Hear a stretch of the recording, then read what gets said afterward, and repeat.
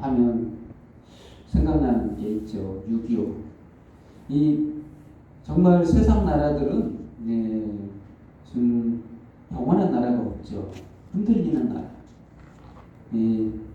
정말 어려운 이때 코로나라는 또한 정말 힘든 우리가 시기를 겪고 있지만 정말 우리 중요한 메시지가 우리에게 하나님께서 말씀하시는데 우리에게는 정말 필요한 나라, 하늘나라가 우리에게 있다라고 말씀하십니다. 그러면서 오늘 본문 말씀을 들어가면서 보면 그렇습니다. 누가복음 18장에서 15절 말씀에는 이렇게 전환되는 그 전 말씀하고는 내용이 완전 바뀌어지는 절수가 있는데 15절에서부터 내용이 완전히 바뀌죠. 어린아이가 예수님에게 다가오자 예수님의 제자들은 금하였죠. 애들을 가까이 하게 귀찮게 하시지 말고 가까이 하게 하지 말라 이렇게 꾸짖었죠. 근데 예수님께서는 어린아이들을 가까이 부르시면서 하시는 말씀, 어린아이들이 하늘나라가 이런 자의 것이니라 이런 말씀을 하십니다. 정말 우리가 익히 많이 들었던 말씀이기도 하죠. 어린아이와 같이. 첫 번째로 그래서 어린아이와 같이. 어린아이 하면 우리가 예전에도 말씀을 많이 나눴지만 어린아이의 특징 도대체 무슨 의도로 이런 말씀을 하셨나 예수님은 도대체 예수님은 왜 이런 말씀을 하셨는가? 어린아이와 같이 어린아이와 같이 받아들이지 않는 자는 결단코 거기 들어가지 못하리라. 받아들이지 않는다. 받아들이는 자, 받아들이는 자가 있고 받아들이지 않는. 이게 무슨 말일까요? 이게 지금 요 18장에서 큰 주제가 하나 있어요. 따름이라는 주제. 따름. 예수님을 따름이라는 것은 뭔가? 그랬을 때 어린아이들은 따른다는 거예요. 실상 어린아이들이 예수님을 따라서 지금 여기 온 것은 사실은 아니거든요. 실질적으로 분석해 보면 어린아이들은 왜 따랐을까요? 예수님을 왜 따라 여기서 들판에서 광야 길에서 왜 따랐을까요? 왜 따랐냐면 부모들이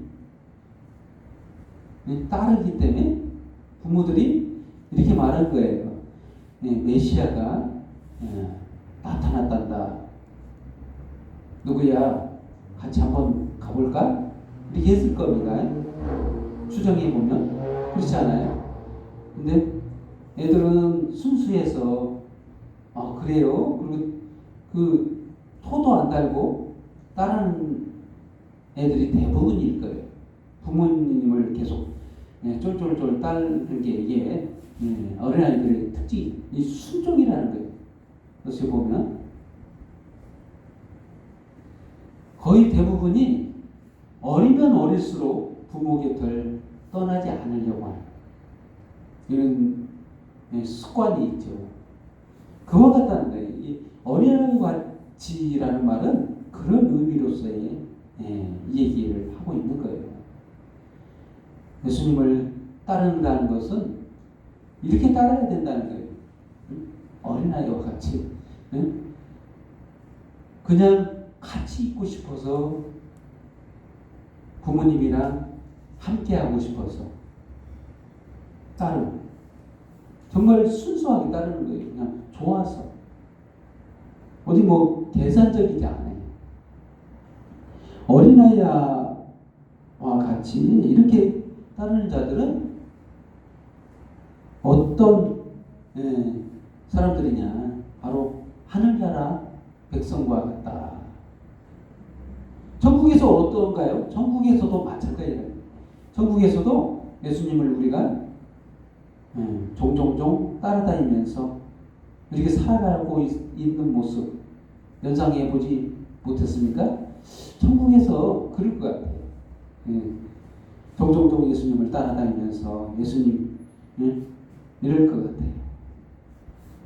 그와 같은 모습이 천국 백성 하늘나라가 이런 자일 것이니라 이렇게 말씀한 근거가 거기가 있다는 거죠.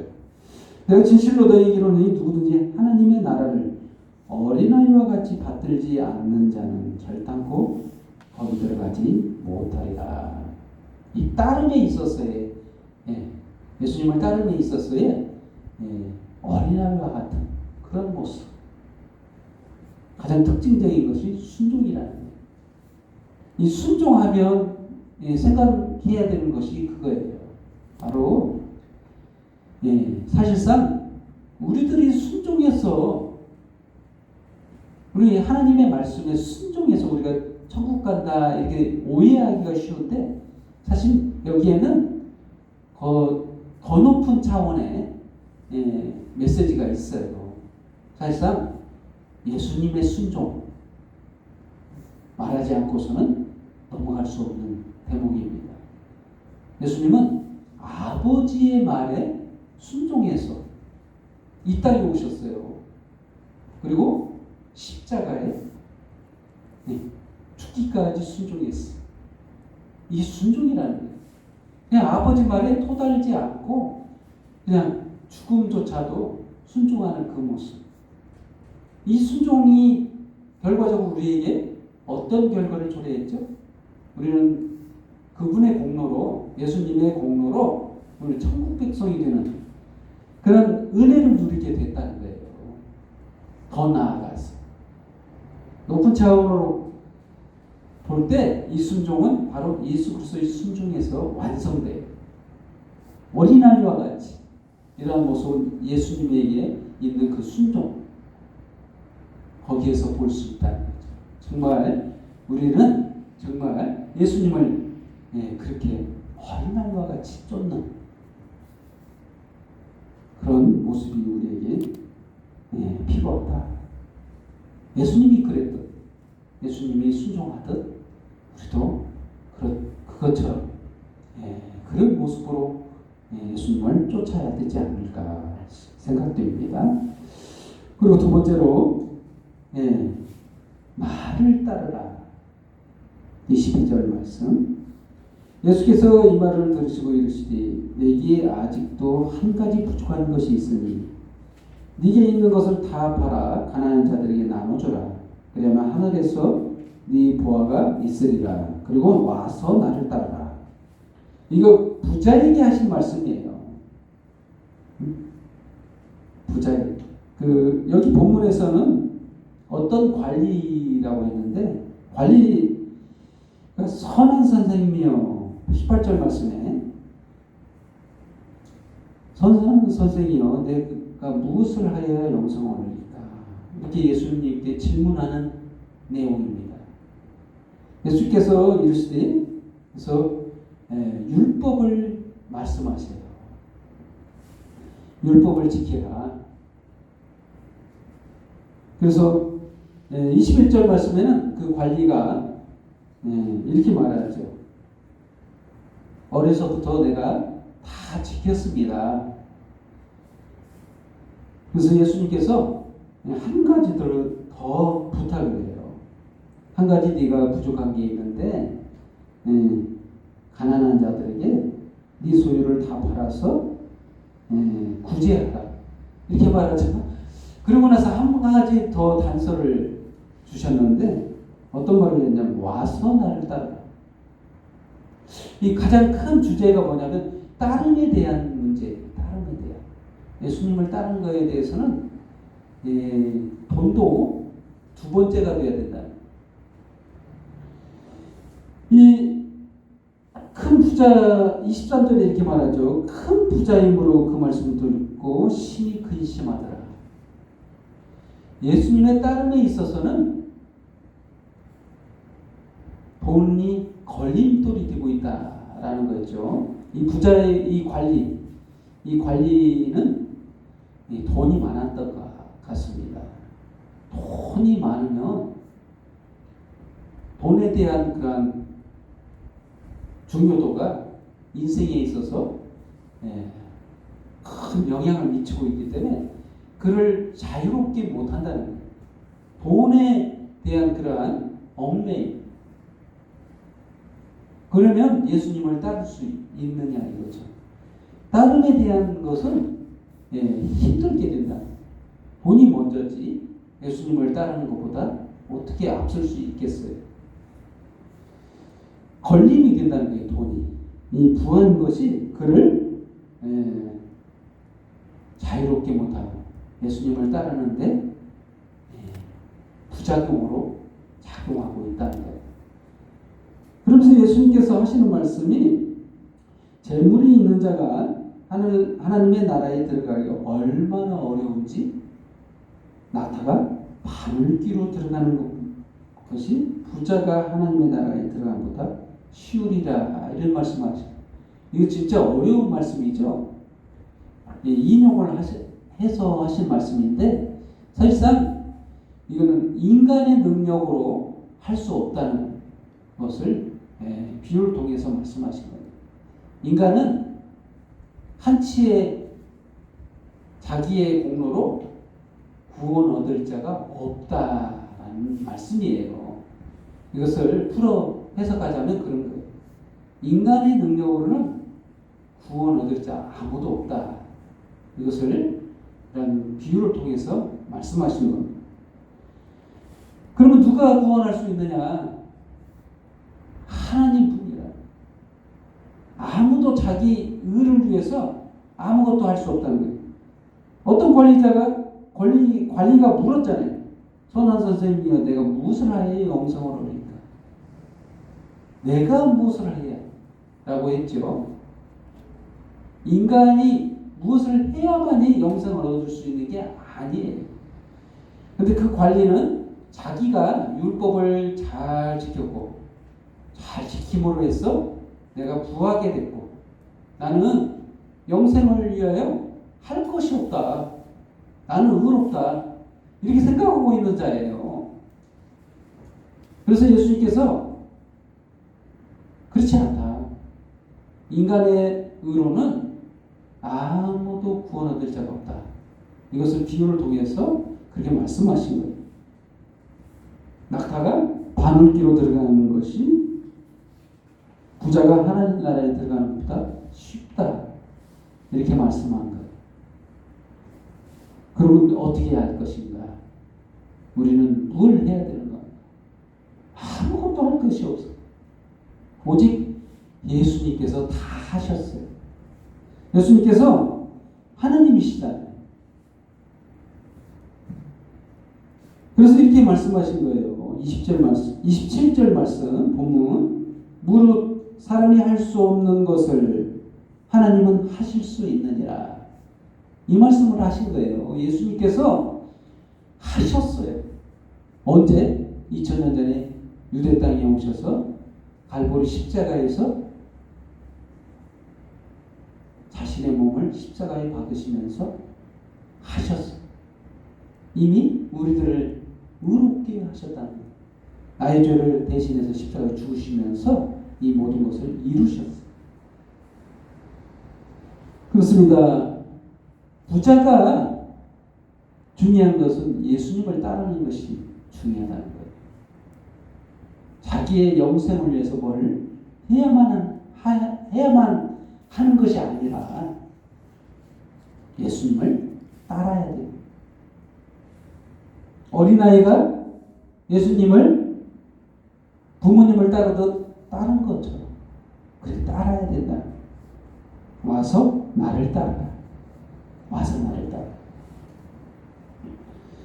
그래서 그 예수님의 제자인 베드로가 이렇게 말하죠.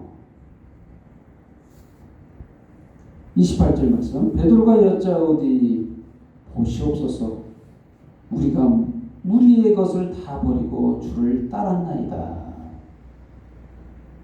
우리의 것을 다 버리고 따랐나이다. 이렇게 얘기하자 예수님께서 말씀하시죠. 내가 진실로 너에게 이르노니 하나님의 나라를 위하여 집이나 아내나 형제나 부모나 자녀를 버린 자는 현세의 여러 배를 받고 내세의 영생을 받지 못할 자가 없느니라. 정말 이 말씀은 잘못 오해하면 부모를 버리라는 말로 이렇게 오해하기가 쉬운데 그런 말이 아니거든요. 그런 말이 아니에요. 사실 그때 당시에를 좀 이해를 해야 돼요. 베드로가 생업이 원래 어부였잖아요. 근데 예수님이 데려오 가셨죠. 나를 따르라 하자 그 생업을 다 포기하고 예수님을 따랐어. 그렇게 하자 오늘 이런 질문을 하게 된 거예요. 예수님을 이렇게 따랐는데 불손한 의도로 좀 베드로는 얻을 것이 뭐가 있느냐 이런 질문이었겠죠. 근데 예수님께서는 이렇게 형제 자매를 다 버리고 온 이런 상황에서 얻을 것도 없는 것처럼 생각하지만 사실상 여러 배를 받고 내세의 영생을 얻을 자가 없다 이렇게 말씀하십니다. 이것은 이 복음을 선택한 하늘나라 백성들이 얻을 복락에 대한 설명이에요.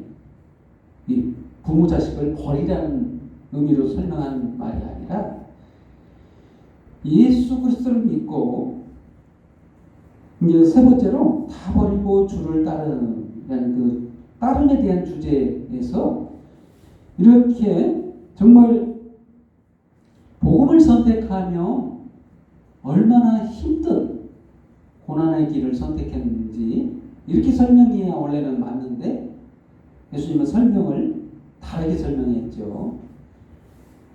사실 그때 예수를 믿고 예수를 따르는 데 대해서는 정말 힘든 결정인 거예요. 지금은 좀 낯설 수 있어요.